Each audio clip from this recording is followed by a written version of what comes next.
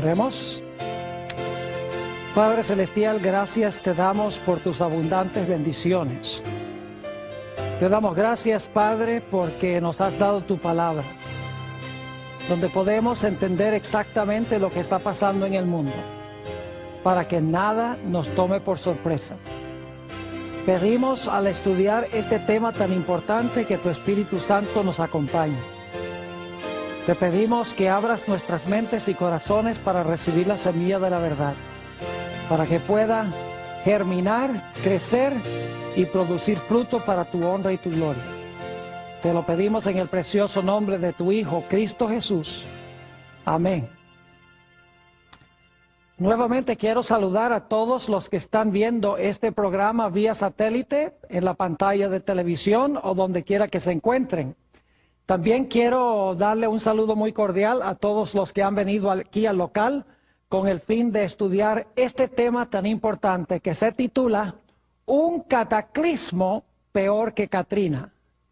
Yo creo que no necesito explicarles qué es Katrina. Es ese huracán terrible que azotó el área del sureste de los Estados Unidos, que inundó la ciudad de Nueva Orleans y mató a más de 1,000 personas. Un desastre que destruyó prácticamente a una ciudad completa. Pero hoy queremos estudiar un cataclismo o una catástrofe mucho más grande que la catástrofe que se realizó en Nueva Orleans. Me refiero al gran diluvio universal en los días de Noé. Ahora, yo quisiera comenzar en Génesis, el capítulo 3 y el versículo 15, para colocar el marco de lo que vamos a estudiar en nuestro tema de hoy. El libro de Génesis, el capítulo 3 y el versículo 15. Aquí Dios le está hablando a Satanás, Jesús le está hablando a Satanás. Satanás ha vencido a Adán y Eva, pero Dios le va a decir a Satanás: yo voy a mandar una simiente al mundo y esa simiente te va a hacer la guerra. En el proceso de la guerra tú le vas a herir a la simiente en el calcañar, pero él te va a dar una herida mortal en la cabeza. Dice en Génesis 3:15, y pondré enemistad entre ti y la mujer, y entre tu simiente y la simiente suya. Esta, es decir, la simiente de la mujer, te herirá en la cabeza y tú le herirás a la simiente de la mujer en el calcañar. Ahora, como hemos estudiado, cuando Satanás escuchó estas palabras, él se propuso de que no iba a permitir que viniera esa simiente. Porque él dice, si dejo que venga esa simiente, me va a aplastar la cabeza. Así que desde este momento en adelante, yo voy a impedir que esa simiente venga al mundo. Si no viene, no me va a aplastar la cabeza. Y desde el mismo comienzo de la historia, encontramos que Satanás maniobra para impedir que la simiente venga. El primer ejemplo de esto lo encontramos en Génesis, el capítulo 4, en la historia de Caín y Abel. Y lo que quiero hacer es ir a Primera de Juan 3, a donde se relata la experiencia de Génesis, el capítulo 4.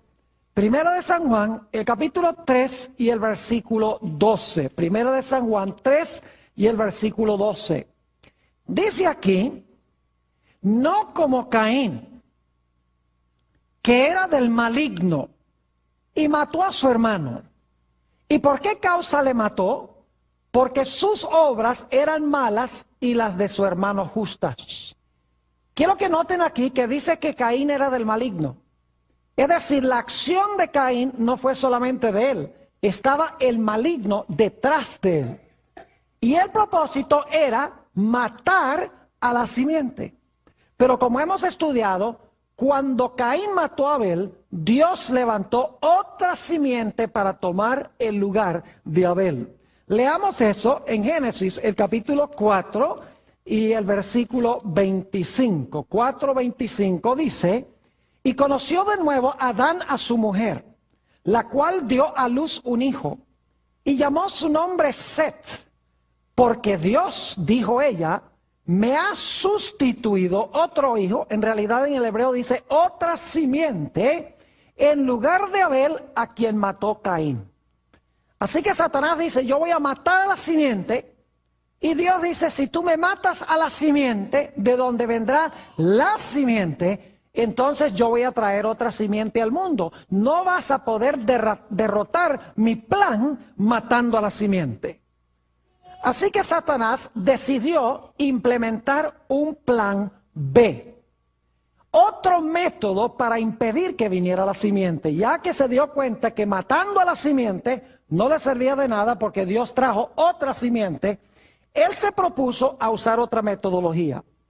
Ahora, el diablo se dio cuenta que en realidad Dios no estaba, estas simientes preliminares no eran la simiente de Génesis 3:15.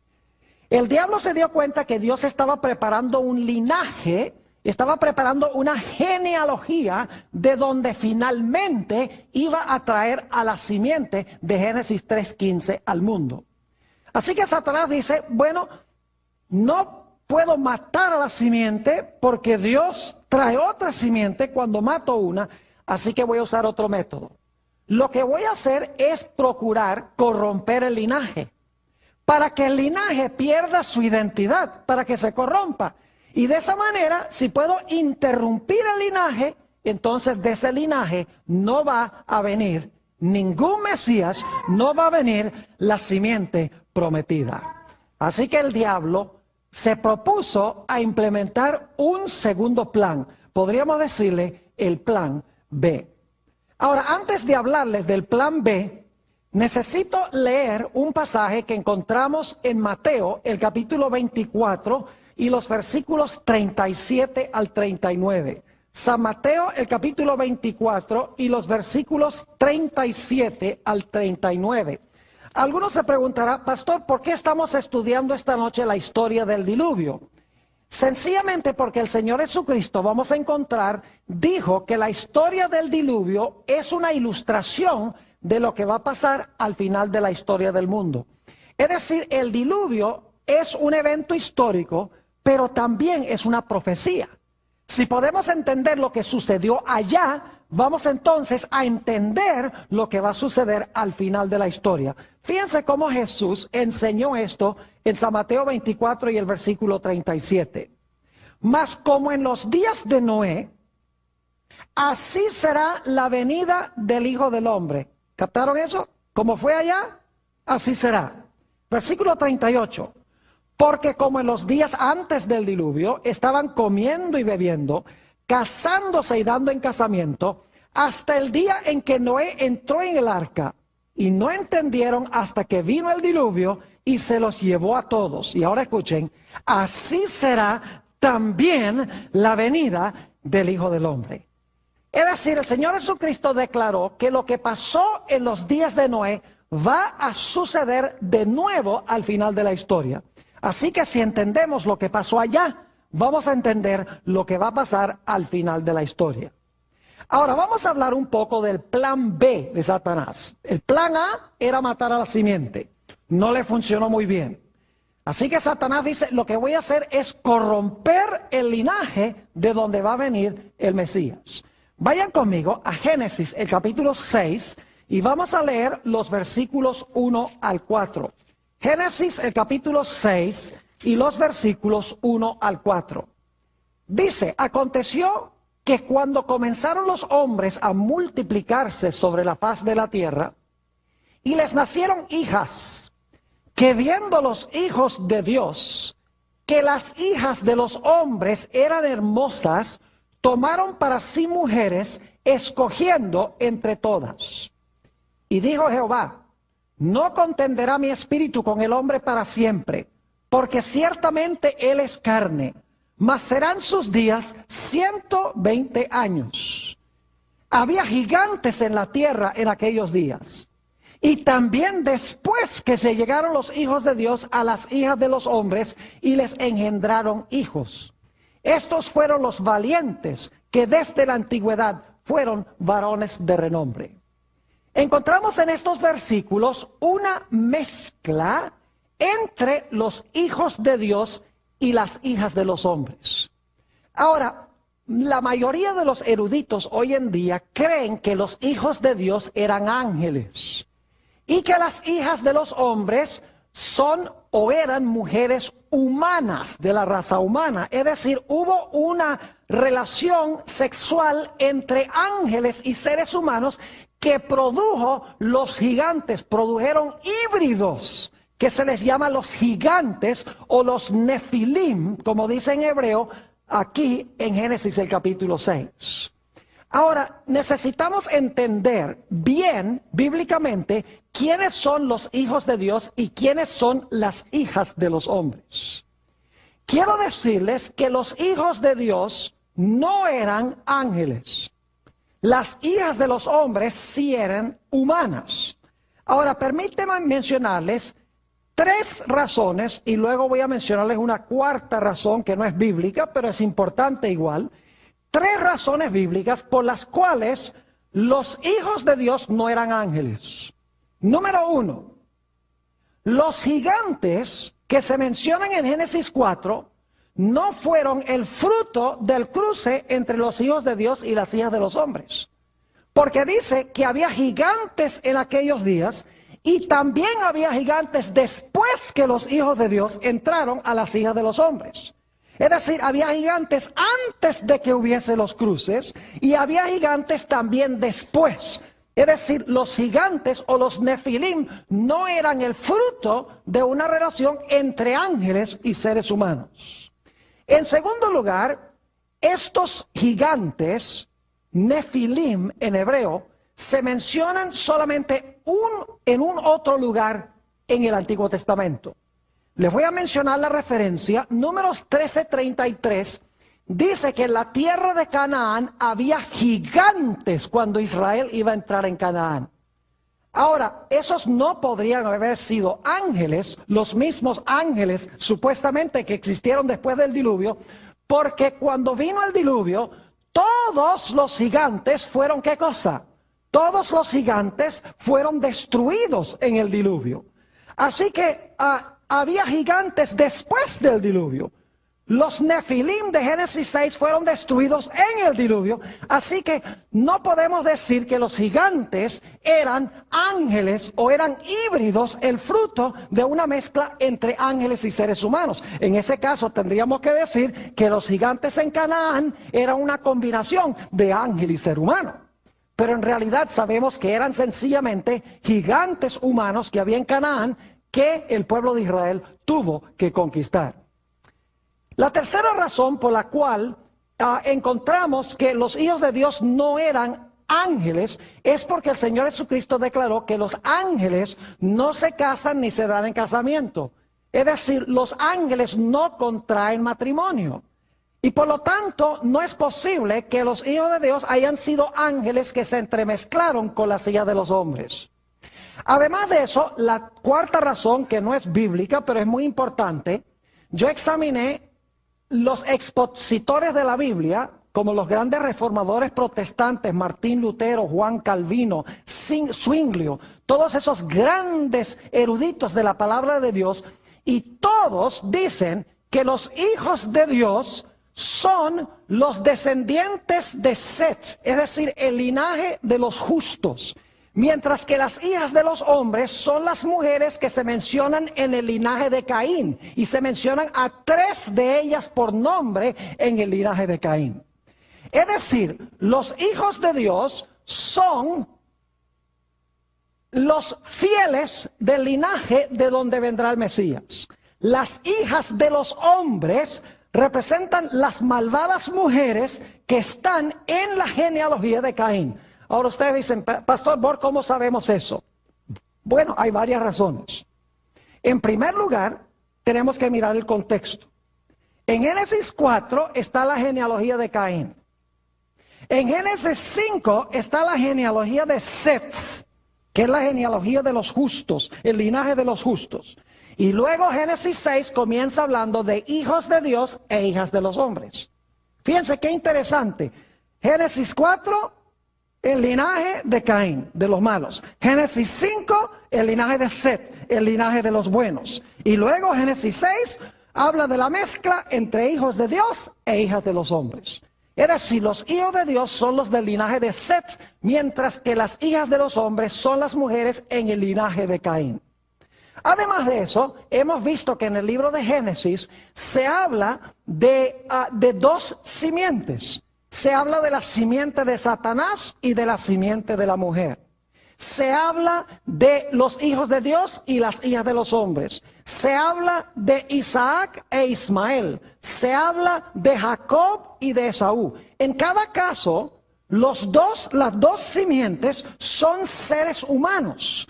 No son el fruto de una relación entre un ángel y un ser humano. Las dos simientes son simientes humanas.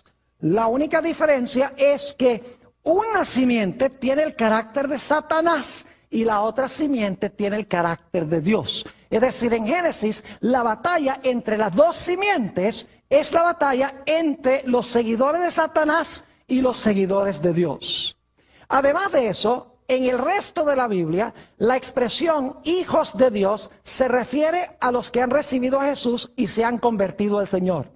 Noten lo que dice, por ejemplo, en Romanos el capítulo 8 y el versículo 14. Romanos el capítulo 8 y el versículo 14. Dice aquí lo siguiente: porque todos los que son guiados por el Espíritu de Dios, estos son ¿qué? Estos son hijos de Dios. ¿Quiénes son los hijos de Dios? Los que son guiados ¿por quién? Por el Espíritu de Dios. Y varias veces en el Nuevo Testamento se usa la expresión hijos de Dios para hablar de los que son fieles al Señor. Es decir, tenemos varias razones. En primer lugar, el contexto inmediato de Génesis 4 y 5. En segundo lugar, la idea de las dos simientes en Génesis. En tercer lugar, el significado bíblico de la expresión los hijos de Dios.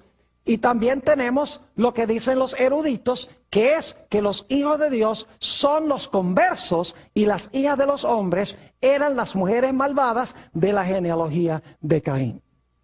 Es decir, que cuando dice que se entremezclaron los hijos de Dios con las hijas de los hombres, está diciendo que los conversos, los que eran fieles a Dios, empezaron a casarse con las que pertenecían a la genealogía de los impíos. Empezaron a entremezclarse. Y el resultado fue gigantes. No solamente gigantes en estatura, sino gigantes para hacer el mal. Porque cuando se mezcla el bien y el mal, el resultado es terrible. Por eso Dios le dijo a Israel que no se entremezclara con las naciones de Canaán. Ahora, yo pregunto, ¿por qué quería Satanás entremezclar los hijos de Dios o el linaje de los fieles con el linaje de los infieles? Porque estaba implementando el plan ¿qué? El plan B. Él dice, si yo logro que los descendientes de Caín se entremezclen con los descendientes de Set, los descendientes de Set van a perder su ¿qué? Van a perder su identidad. Y mi linaje se va a tragar el linaje de los hijos de Dios. ¿Y saben que casi sucede así? Yo pregunto, ¿cuántas personas creen ustedes que vivían en este mundo el día antes del diluvio? ¿1,000? ¿5,000? ¿1,000,000? Mis queridos amigos, no cabe duda de que en este mundo había millones de personas antes del diluvio. Entre la creación y el diluvio pasaron 1,656 años. En un mundo donde no había escasez de recursos naturales. En un mundo donde prácticamente no existía la enfermedad. En un mundo a donde Dios había dicho que debían fructificar y multiplicar y llenar la tierra. En un mundo a donde los hombres vivían hasta tener casi 1,000 años. ¿Cuántos hijos puede tener un hombre de 1,000 años? Casi 1,000 años, porque Matusalén murió de 969 años. Imagínense que cuando llegaban a los 400 años todavía eran teenagers. Todavía están un poquito más allá de la adolescencia. Podían tener muchísimos hijos, no había infertilidad. Es decir, no cabe duda que había millones de personas en el mundo el día antes del diluvio. Porque la Biblia dice que toda la tierra estaba llena de violencia, toda la tierra estaba habitada. Y sin embargo, escuchen lo aterrador. De los millones que habitaban sobre el planeta Tierra, ¿cuántos permanecieron fieles a Dios? Solamente quedaban 8 personas fieles a Dios. Y todos eran de la misma familia. Eran del linaje de Set. Noé es el último personaje que se menciona del linaje de Set. Ahora yo pregunto, ¿qué hubiera sucedido si Dios no hubiera destruido el mundo por un diluvio? Hubiera terminado de corromperse el linaje de donde iba a venir el Mesías o la simiente, y Dios no hubiera tenido a nadie a través del cual traer a la simiente prometida al mundo. Ese era el propósito de Satanás. Era acabar con el linaje, entremezclando a los justos con los injustos. Y el resultado fue estos nefilim, estos gigantes, no solamente en tamaño, sino gigantes en hacer el mal. Y la Biblia dice que antes de que se entremezclaran, había también gigantes. Es decir, los gigantes no eran el fruto solamente de la entremezcla de los justos con los injustos. Ahora necesitamos hablar un poquito sobre lo que sucedió antes del diluvio, que llevó finalmente a este gran cataclismo universal. Notemos en primer lugar la maldad que había en la tierra. Vayan conmigo a Génesis, el capítulo 6 y el versículo 5. Génesis, el capítulo 6 y el versículo 5. Dice, y vio Jehová que la maldad de los hombres era mucha en la tierra, y que todo designio de los pensamientos del corazón de ellos era de continuo solamente el mal. Fíjense las expresiones que se usan. Mucha en la tierra maldad. Dice, todo designio de los pensamientos del corazón de ellos era de continuo solamente el mal. Y fíjense cuál fue el resultado de esto. Versículo 11. Y se corrompió la tierra delante de Dios. Y estaba la tierra llena de ¿qué? De violencia. Y miró Dios la tierra, he aquí que estaba corrompida, porque toda carne había corrompido su camino sobre la tierra. ¿En qué condición estaba la tierra antes del diluvio?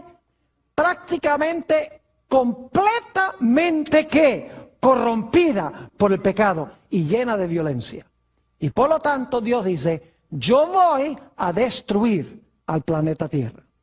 Pero Dios nunca destruye una civilización sin primero enviar un mensaje de advertencia. Y por lo tanto Dios levantó a un hombre llamado Noé para proclamar su mensaje de advertencia a ese mundo, de que iba a ser destruido por la iniquidad que ellos tenían. Quiero que noten lo que dice en 2 de Pedro, el capítulo 2 y el versículo 5 sobre este predicador. 2 de San Pedro, el capítulo 2 y el versículo 5. Dice aquí, y si no perdonó al mundo antiguo, sino que guardó a Noé, escuchen bien, pregonero de justicia, es decir, predicador de justicia, el que proclamó la justicia, con otras 7 personas, trayendo el diluvio sobre el mundo de los impíos. ¿Qué fue lo que proclamó o pregonó Noé? Pregonó que era necesario tener ¿qué? Justicia. Noten también lo que dice el libro de los Hebreos, el capítulo 11, y vamos a leer el versículo 7. Hebreos, el capítulo 11 y el versículo 7. Aquí está hablando nuevamente del mensajero que Dios levantó. Dice, por la fe Noé, cuando fue advertido por Dios acerca de cosas que aún no se veían, con temor preparó el arca en que su casa se salvase, y por esa fe condenó al mundo y fue hecho heredero de la justicia que viene por la fe. ¿Qué hizo Noé? Noé predicó y también ¿qué? Y construyó. Porque si sencillamente hubiera dicho que Dios iba a destruir el mundo por un diluvio y no hubiera hecho nada, como que la gente no le hubiera creído mucho. Pero si Él predica el mensaje y vive el mensaje haciendo un arca, la gente queda absolutamente sin excusa. Ahora, ¿qué mensaje proclamó Noé? ¿Era un mensaje de amor? Sí. Dios les dijo, Dios ama a esta civilización. Dios no quiere destruirlos. Dios quiere que vivan. Él no quiere la muerte del pecador. Arrepiéntanse de su pecado. Cambien sus vidas por el poder de Dios. Y entonces Dios no va a enviar el diluvio. Pero si no se arrepienten y cambian sus caminos, el diluvio vendrá. ¿Cuánto fruto tuvo el mensaje de Noé?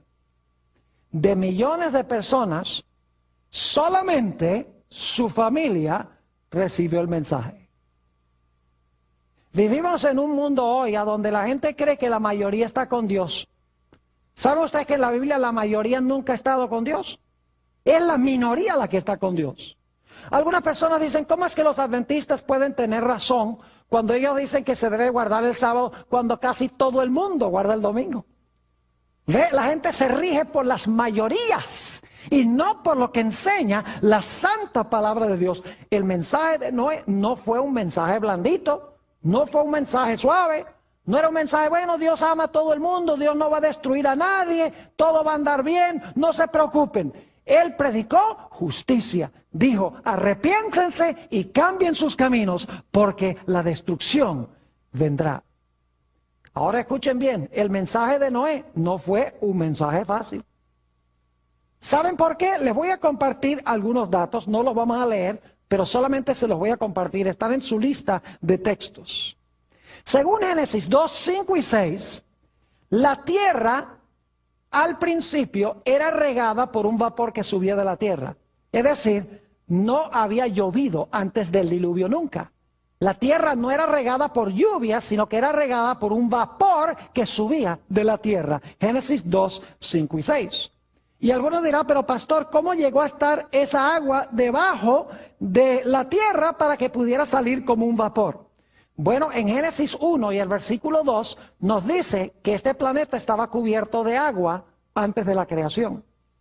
Y en Génesis 1:7 nos dice que Dios tomó parte de esa agua y la puso debajo de la tierra y tomó otra parte del agua y la colocó encima de la tierra y eso llegó a ser la atmósfera.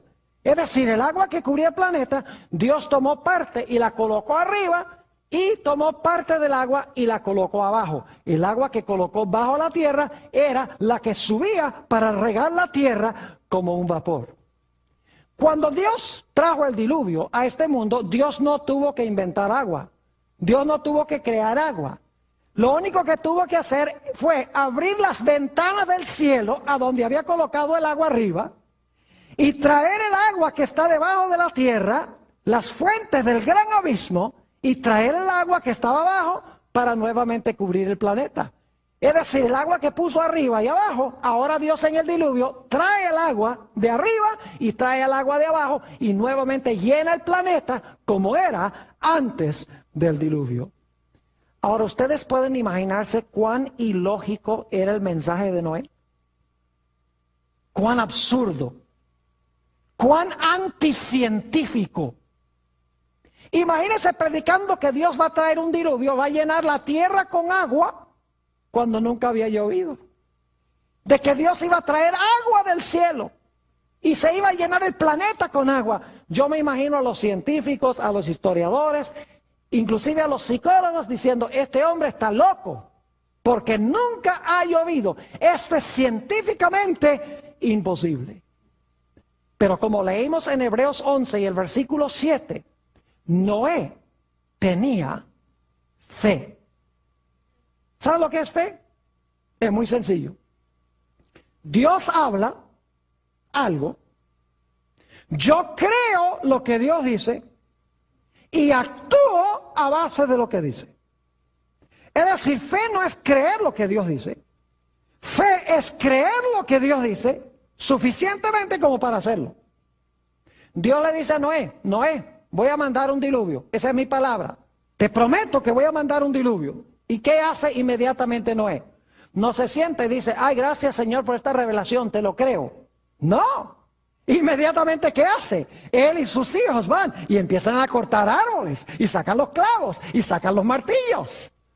Porque cuando ellos oyen la palabra de Dios, actúan y obedecen lo que Dios dice. Eso es tener fe. Eso demostró que ellos creían el mensaje que estaba proclamando Noé. Por eso dice que por su fe condenó al mundo. Noé invirtió todo lo que tenía en el arca. Todo su tiempo, todos sus talentos, todo su dinero, todas sus energías, las dedicó para construir el arca. Y cada martillazo que Noé y sus hijos dieron sobre esa arca, indicó que ellos creían el mensaje que Dios había dado.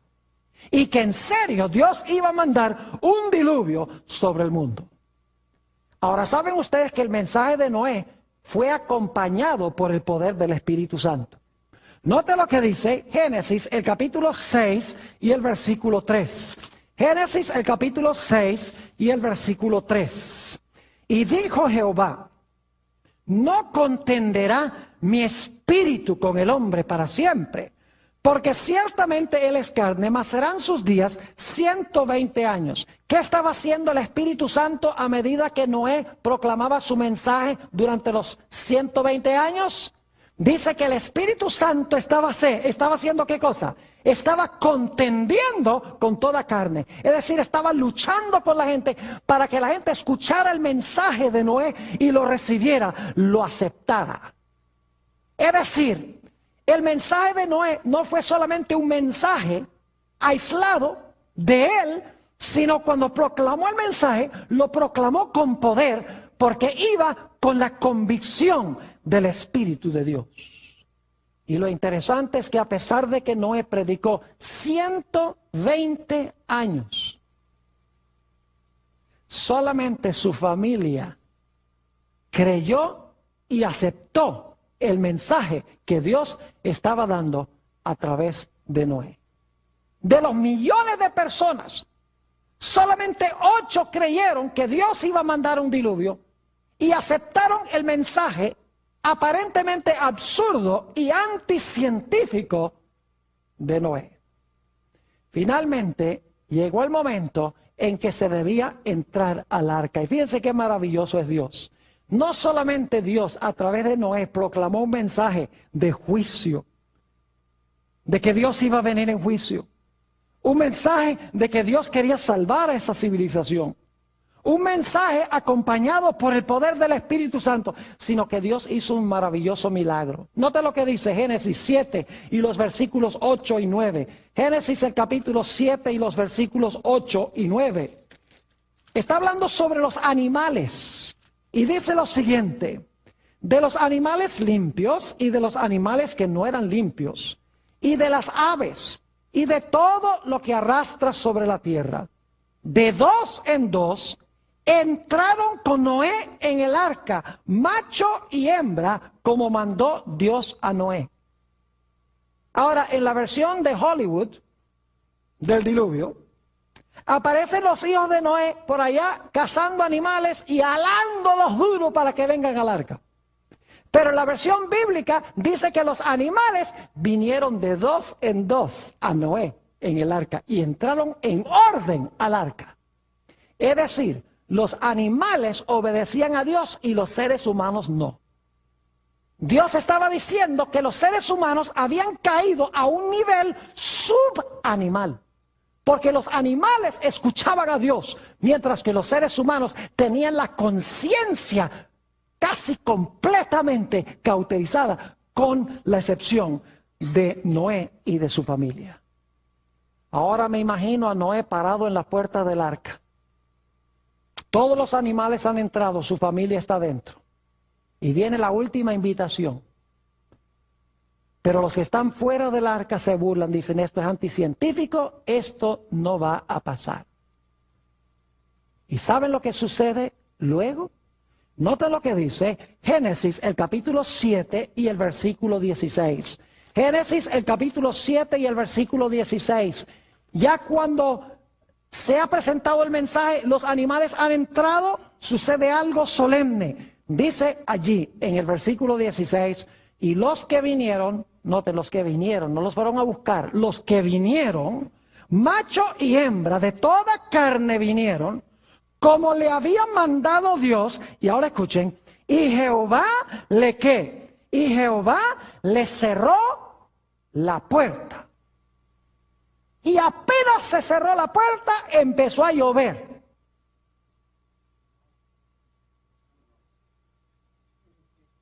Ah, no, si están despiertos, ¿ah? Y los que están viendo vía satélite, están despiertos. Empezó a llover el momento que se cerró la puerta. No, ¿cuánto tiempo pasó? Vamos a leerlo. Génesis, el capítulo 7 y el versículo 10. Génesis, el capítulo 7 y el versículo 10. Algo muy interesante sucedió. La puerta se cerró, pero no cayó la lluvia enseguida. Dice en el versículo 10, y sucedió que al séptimo día, las aguas del diluvio vinieron sobre la tierra. ¿Cuánto tiempo pasó entre cuando se cerró la puerta y cuando empezó a llover? Pasaron 7 días. Yo pregunto, durante esos 7 días, ¿los justos estaban vivos dentro del arca? ¿Los impíos también estaban vivos? Claro que sí. ¿Los salvos estaban salvos? ¿Y los perdidos estaban perdidos? Claro que sí. Vivos. Pero el destino ya había sido decidido cuando la puerta, ¿qué? Cuando la puerta se cerró. Es decir, los impíos no se perdieron cuando empezó a llover. Los impíos se perdieron cuando Noé terminó de predicar y la puerta fue cerrada por Dios. Ahora yo quiero que ustedes se imaginen qué habrá pasado. ¿Ustedes creen que la fe de Noé y su familia fue severamente probada? Imagínense ustedes, pasa un día, nada, 2 días, nada, 3 días, nada, 4 días, nada, 5 días, nada, 6 días, nada. Yo me imagino que Noé y su familia estarían pensando, ¿será que le entendimos mal a Dios? ¿Será que Dios no va a cumplir su palabra? Posiblemente preocupados. Es decir, su fe fue severamente probada. ¿Cómo creen ustedes que reaccionaron los que estaban afuera? Cada día se volvieron más violentos, cada día más seguros de sí mismos, cada día diciendo, ve, ese loco con su familia y con todos esos animales ahí en ese barco. Y cada día se volvieron peores y peores los de afuera, gritándole a los de adentro, y los de adentro preocupados porque no sucedía nada. Es decir, la fe de Noé y su familia fue severamente probada. Pasaron por un tiempo de angustia, podríamos decir, antes de que viniera la destrucción, después que se cerró la puerta. Pero luego entonces pasó lo que había sido profetizado. Génesis, el capítulo 7 y el versículo 11. Génesis, el capítulo 7 y el versículo 11. El año 600 de la vida de Noé, en el mes segundo, a los 17 días del mes, aquel día fueron rotas todas las fuentes del grande abismo y las cataratas de los cielos fueron abiertas. El agua que Dios había colocado bajo la tierra y arriba en el cielo, ahora Dios baja el agua y sube el agua y llena el planeta como estaba antes de la creación. Es decir, el mundo vuelve a la condición en la cual se encontraba antes de la creación. ¿Sabe lo que es interesante? El Antiguo Testamento usa una palabra especial para el diluvio en los días de Noé. No lo usa para ningún otro diluvio en el Antiguo Testamento. Solo para el diluvio en los días de Noé. La palabra es la palabra Mabul. Hay muchas palabras en el Antiguo Testamento hebreo que hablan de un diluvio, pero este diluvio tiene una palabra especial. Y lo mismo el diluvio en el Nuevo Testamento. El diluvio en los días de Noé, en el Nuevo Testamento se usa la palabra cataclismos. El único diluvio en el Nuevo Testamento que usa esa palabra. Todos los otros diluvios que se mencionan en el Nuevo Testamento usan la palabra pótamos. Solo para el diluvio en los días de Noé se usa la palabra cataclismos. Es decir, fue una catástrofe global. Ahora, yo no sé si debo hacer esto, pero algunos eruditos hoy en día dicen que este diluvio fue un diluvio local en el valle de Mesopotamia. Yo tengo aquí una lista, no puedo compartirlos todos porque el tiempo apremia, que indican que este fue un diluvio global, fue un diluvio universal. En primer lugar, los autores del Nuevo Testamento enseñan que fue global. En segundo lugar, dice que toda la tierra estaba llena de violencia. En tercer lugar, si fue un diluvio local, ¿para qué construir un barco? Podrían haber emigrado a otra parte. Además de eso, si el diluvio fue local, las especies podrían haber emigrado a otro sitio. ¿Por qué fue necesario preservar las especies si fue un diluvio local? Dice ahí en Génesis que todas las cosas vivas que Dios había creado fueron destruidas en el diluvio. Se dice que todos los altos montes fueron cubiertos de agua. Dice, toda carne murió, cada hombre murió. Dice, solamente Noé y su familia quedaron. Además de eso, cuando Noé mandó las aves no encontraban a dónde posarse. Si hubiera sido un diluvio local, hubieran seguido volando y hubieran conseguido a dónde posarse. Además de eso, el arco iris fue señal de que Dios no iba a mandar otra vez un diluvio global. Si el diluvio fue local, entonces Katrina hace que Dios sea mentiroso, porque ese fue un diluvio local. El hecho de que Dios da un arco iris indica de que este fue un diluvio universal, y Dios dice, no voy a llenar otra vez toda la tierra, todo el planeta de agua. Además de eso, todas las naciones tienen recuerdos de un diluvio. Casi todas las civilizaciones del mundo tienen historias de un diluvio global que destruyó la tierra. Además de eso, el registro fósil, el registro de los fósiles indica de que hubo una catástrofe global. Es decir, este fue un cataclismo mundial. Y dice en Génesis 7 y el versículo 21 al 23, Génesis 7 y el versículo 21 al 23, y murió toda carne que se mueve sobre la tierra, así de aves como de ganado y de bestias, y de todo reptil que se arrastra sobre la tierra y todo hombre. Todo lo que tenía aliento de espíritu de vida en sus narices, todo lo que había en la tierra murió. Así fue destruido todo ser que vivía sobre la faz de la tierra, desde el hombre hasta la bestia, los reptiles y las aves del cielo, y fueron raídos de la tierra. Y ahora escuchen bien, y quedó solamente ¿quién? Noé y los que con él estaban en el arca. ¿Cumplió Dios su palabra?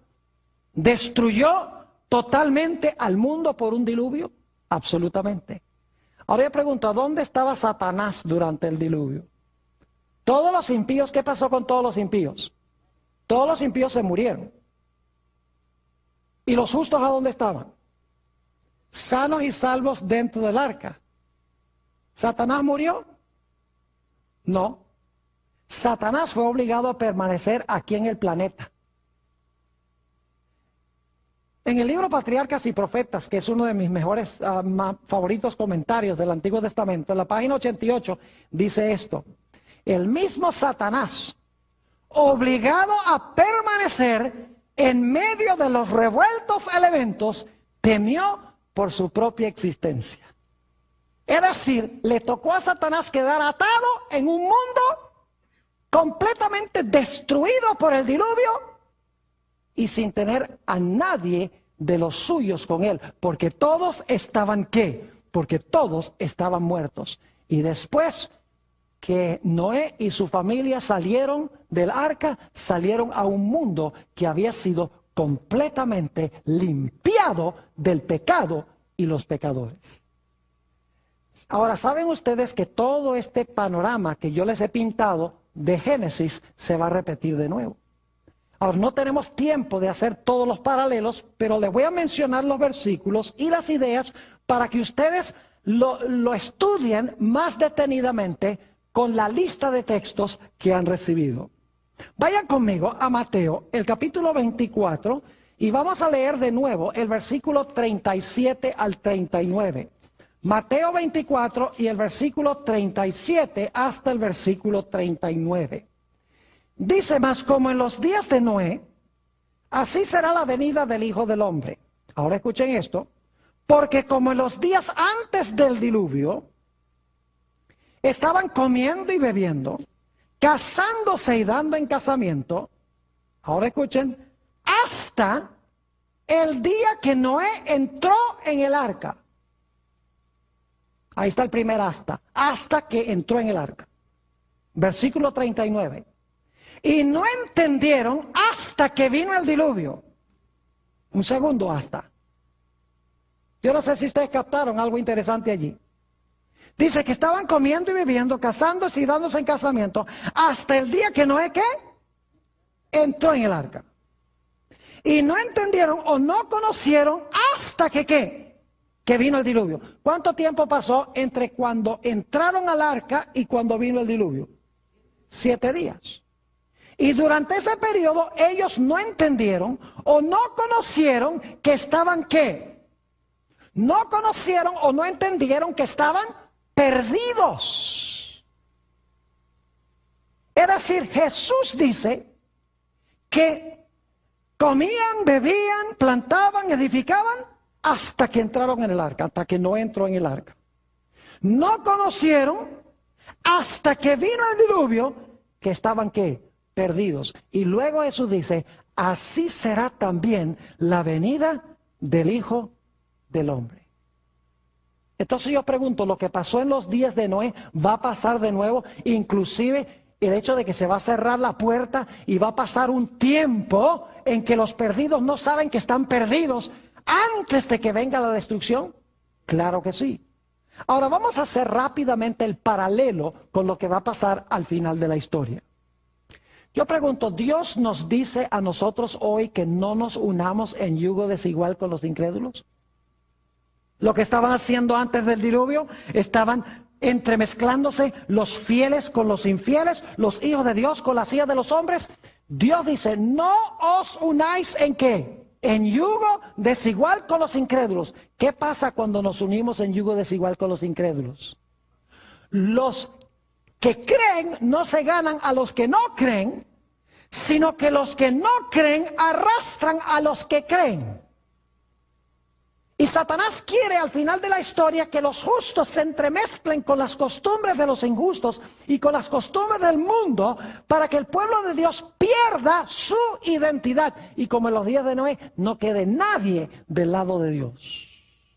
El diablo está haciendo lo mismo. Yo pregunto, ¿el mundo al final de la historia va a estar en una condición muy semejante a la condición en que estaba en los días de Noé? Lean el catálogo de pecados que se mencionan en Segunda de Timoteo. Segunda de Timoteo, el capítulo 3. Y lo voy a leer rápidamente. Segunda de Timoteo, el capítulo 3. Y empezando en el versículo 1. También debes saber esto, que en los postreros días, fíjense, en los postreros días vendrán tiempos peligrosos.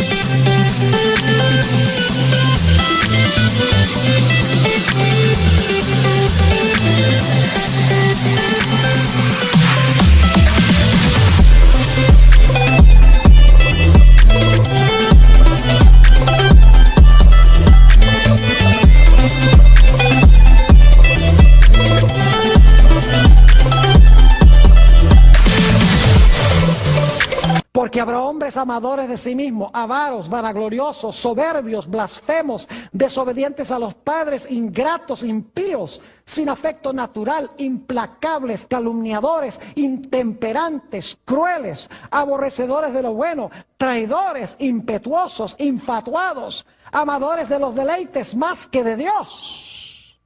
¿Estamos viviendo en esa clase de mundo hoy? Claro que sí. Y sin embargo dice que tendrán ¿qué cosa? La apariencia de la piedad, pero negarán la eficacia de ella.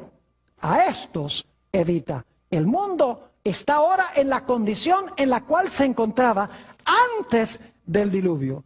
Yo pregunto, ¿Dios va a venir a destruir este mundo como lo hizo en los días de Noé? Claro que sí. ¿Pero va a destruir el mundo sin antes dar un mensaje de advertencia? No. Ustedes pueden leer ese mensaje de advertencia en Apocalipsis el capítulo 14, donde desciende un ángel del cielo que tiene el evangelio eterno para predicarlo a los que moran en la tierra, a toda nación, tribu, lengua y pueblo.